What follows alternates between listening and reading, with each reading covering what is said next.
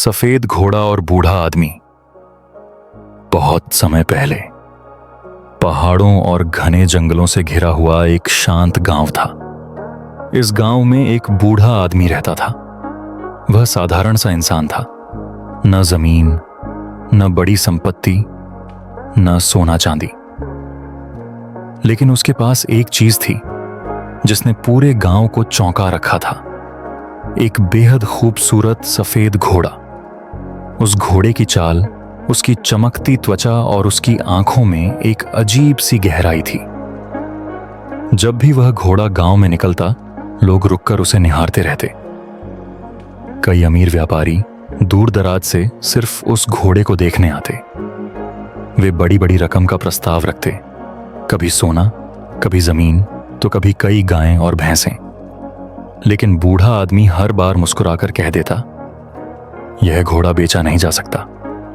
वह मेरा परिवार है, मेरा दोस्त है, और सबसे बड़ी बात, भगवान जो भी करता है अच्छे के लिए करता है। गांव वाले हंसते और उसे मूर्ख कहते। तुम्हें जीवन भर गरीबी झेलनी पड़ेगी, यह घोड़ा बेचकर तुम चैन से रह सकते हो। बूढ़ा बस मुस्कुराकर कहता, पैसा सब कुछ खरीद सकता है, पर शांति और दोस्ती नहीं। एक सुबह गांव में हलचल मच गई। बूढ़े आदमी का घोड़ा गायब था। पूरे गांव के लोग दौड़े दौड़े उसके घर पहुंचे। देखा, यही होता है जब लालच नहीं पहचानते। अब तुम्हारा घोड़ा चला गया, कितना बुरा हुआ। बूढ़ा आदमी चुपचाप बोला, शायद ये बुरा है, शायद नहीं, कौन जानता है। भगवान जो भी करता है अच्छे के लिए करता है। गांव वाले गुस्से में बोले, क्या अच्छे के लिए? तुम्हारी किस्मत खराब है, अब तुम्हारे पास कुछ नहीं बचा। लेकिन बूढ़ा आदमी शांत रहा। 3 दिन बाद अचानक वह सफेद घोड़ा लौट आया, मगर अकेला नहीं। उसके साथ 3 जंगली घोड़े भी थे जो पहाड़ों से उसके पीछे पीछे चले आए थे। गांव वाले दंग रह गए। वाह, अब तो तुम भाग्यशाली हो गए। एक खोया और 4 मिल गए, यह तो चमत्कार है। बूढ़ा आदमी बस मुस्कुराकर बोला, शायद यह अच्छा है, शायद नहीं। भगवान जो भी करता है अच्छे के लिए करता है। गांव वाले उसकी बातें सुनकर उलझन में पड़ जाते। अब उसका बेटा, एक जवान और मजबूत लड़का, उन जंगली घोड़ों को पालने और प्रशिक्षित करने में लग गया। वह चाहता था कि घोड़े उपयोगी बने और अपने पिता की मदद करें। लेकिन एक दिन जब वह एक जंगली घोड़े पर सवारी कर रहा था, अचानक वह गिर पड़ा। उसकी टांग टूट गई और बहुत बुरी तरह घायल हो गया। यह खबर फिर से गांव में पहुंची। गांव वाले आए और बोले, क्या बुरा समय है। पहले घोड़ा गायब हुआ, फिर वापस आया, और अब तुम्हारा बेटा घायल हो गया।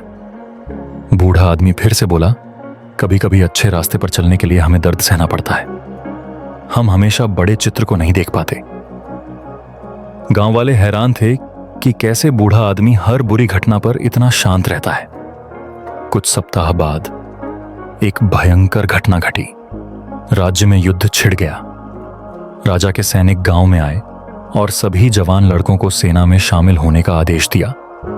गांव वाले घबराए हुए थे क्योंकि हर स्वस्थ लड़के को युद्ध के लिए ले जाया गया। लेकिन बूढ़े आदमी का बेटा, जो अब भी घायल था, उसे छोड़ दिया गया। अब गांव वाले अवाक रह गए।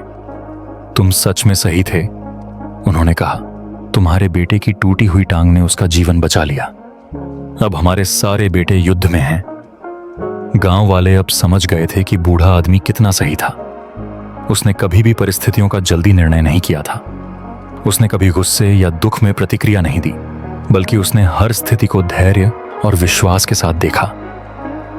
गांव वाले अब बूढ़े को गुरु की तरह मानने लगे। वे रोज उससे सलाह लेने आने लगे। उन्हें लगता था यह बूढ़ा आदमी साधारण इंसान नहीं, बल्कि किसी दिव्य शक्ति से जुड़ा है। दोस्तों, यह कहानी हमें यही सिखाती है कि जीवन में चीजें हमेशा हमारे अनुसार नहीं होती। कभी कभी हम कुछ खोते हैं और खुद को टूटता हुआ महसूस करते हैं, और कभी कभी समस्याओं में हमें आशीर्वाद मिलते हैं। लेकिन सच्चाई यह है कि जीवन एक पल से कहीं बड़ा है। इस कहानी के बूढ़े आदमी ने कभी गुस्से या दुख से प्रतिक्रिया नहीं दी। उसने धैर्य बनाए रखा, इंतजार किया और यात्रा पर विश्वास किया। और अंत में सब कुछ सही साबित हुआ। इसलिए कभी भी घटनाओं का जल्दी से न्याय न करें।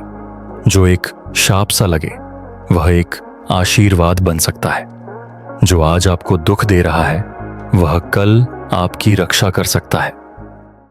अगर यह कहानी आपके दिल को छू गई हो तो कमेंट में लिखो, भगवान जो भी करता है अच्छे के लिए करता है, ताकि यह विश्वास औरों तक भी पहुंचे।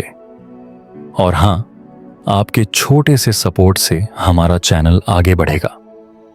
तो वीडियो को लाइक जरूर करना और चैनल को सब्सक्राइब करके हमारे परिवार का हिस्सा बनना मत भूलना, क्योंकि आपकी हर क्लिक हमें नई कहानियां लाने की ताकत देती है।